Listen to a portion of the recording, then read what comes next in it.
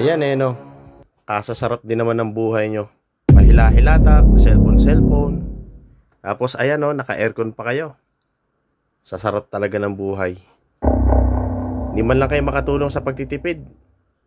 Buwan-buwan ako nag-iintindi ng pambayad sa gastusin dito sa bahay. Tubig, kuryente, internet.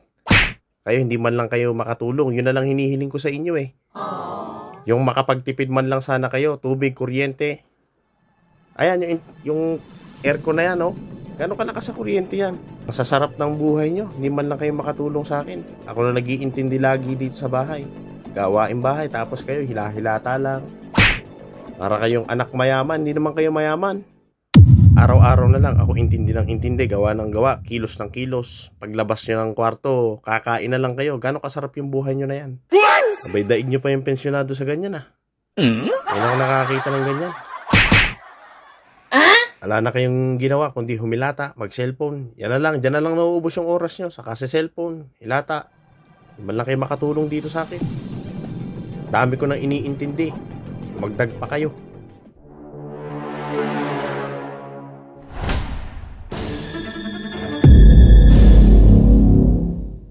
Ganun na ganun yung linyahan mami nung napanood ko sa Facebook.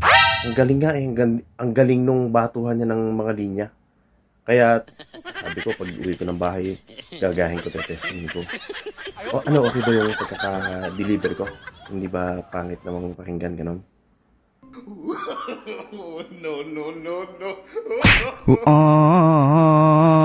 No.